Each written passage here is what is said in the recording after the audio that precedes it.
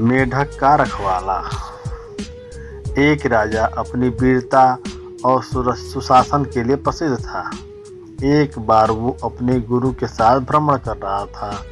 राजा की समृद्धि और खुशहाली देखकर उसके भीतर घमंड के भाव आने लगे और वो मन ही मन सोचने लगा, सचमुच मैं एक महान राजा हूँ।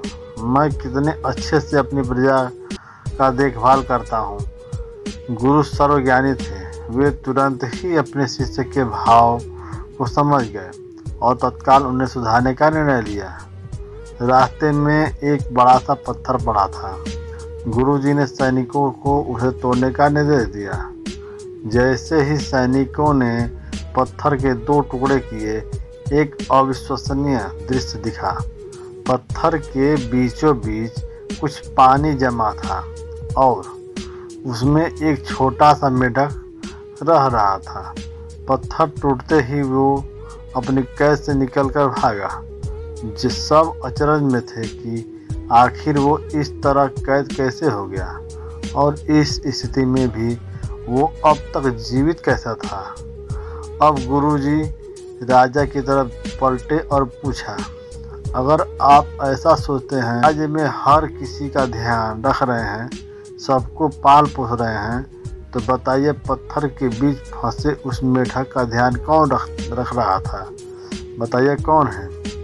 इस मेढक का रखवाला राजा को अपनी गलती का एहसास हो चुका था। उसने अपने अभिमानी पर पछतावा होने लगा। गुरु की कृपा से वे जान चुका था कि वे ईश्वर ही हैं जिसने हर एक जीव को बनाया है और वही है सबको ध्यान रखता होगा। मित्रों, कई बार अच्छा काम करने पर मिलने वाले यश और प्रसिद्धि से लोगों के मन में अहंकार का घर बन जाता है और अंततः यही उनकी अपशय और दुर्गति का कारण बनता है। अतः हमें ध्यान रखना चाहिए कि हम चाहे इस जीवन में किसी भी मुकाम पर पहुंच जाएं, पर घमंड न करें और सदा अपने अर्थपूर्ण जीवन के लिए सर्वशक्तिमान ईश्वर अल्लाह वाहेगुरु के कृतज्ञ रहें। अकेले लड़ने की ताकत। कभी कभी हमें अपने जीवन में अकेले लड़ने की आवश्यकता होती है। यह कहानी एक ऐसे लड़के की है जो अपने लक्ष्य की ओर आगे बढ़ने के लिए अपनी अकेलापन को एक सुनहरा अवसर बनाता है। एक समय की बात है। एक छोटे से गांव में एक लड़का रहता था।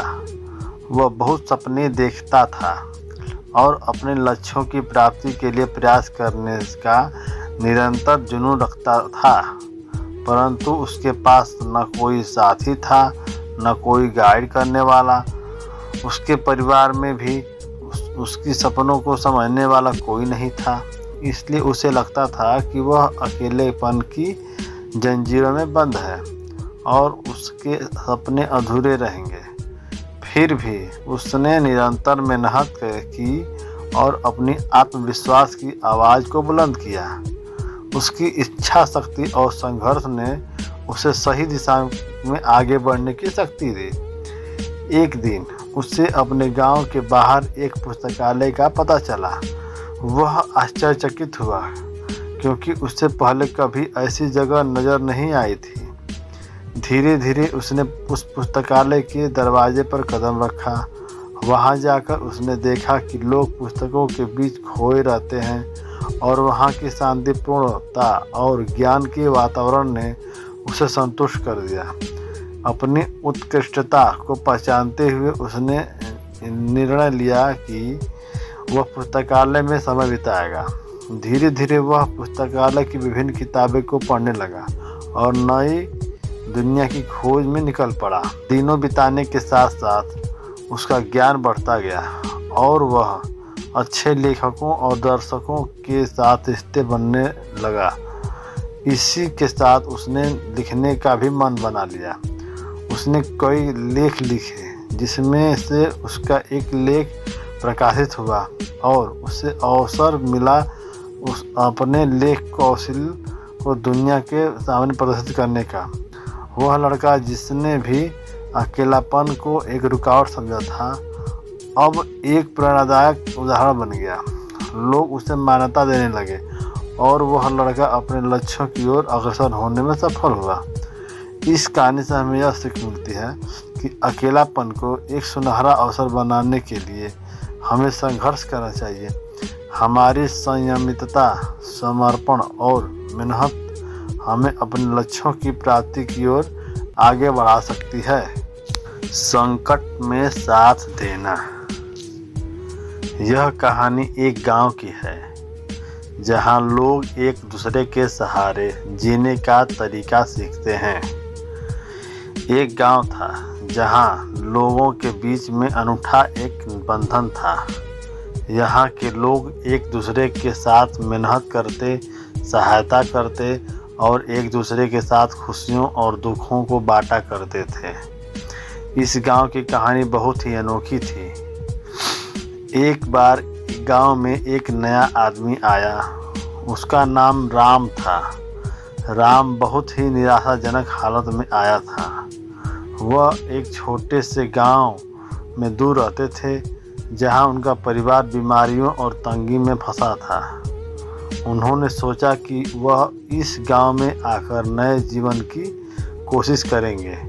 राम गांव में आकर एक आदर्श बनने के लिए प्रयास करने लगे। वे हर काम में मेहनत करते, दूसरों की सहायता करते और सबके लिए प्रेरणा स्रोत बन गए।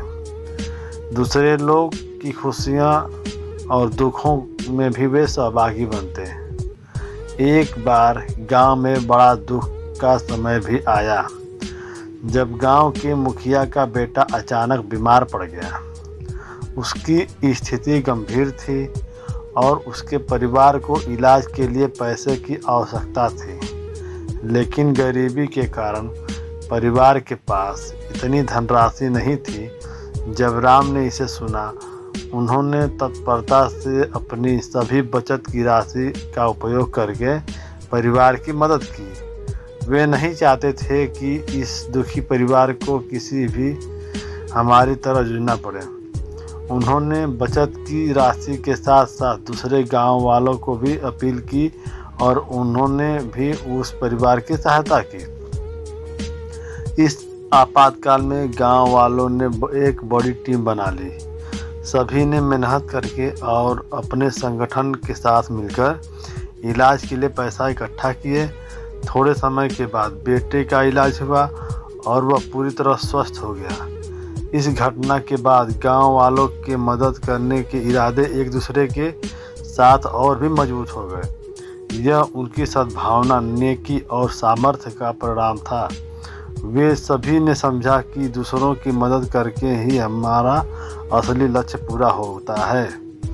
अब गांव एक परिवार की तरह था जहां हर कोई एक दूसरे का सहारा, अपनी खुशियों और दुखों को साझा करते, एक दूसरे की मदद करते और अपने संघर्षों के साथ में झेलते थे। वे सब मिलकर इस दुनिया में एक सुंदर और समृद्ध जीवन जीने का तरीका सीख गए। तो दोस्तों, हम इस कहानी से यही सीख मिलता है कि किसी दूसरे के संकट में हमें भी अपना साथ जरूर देना चाहिए। ये नहीं कि उसको अकेला छोड़ दें।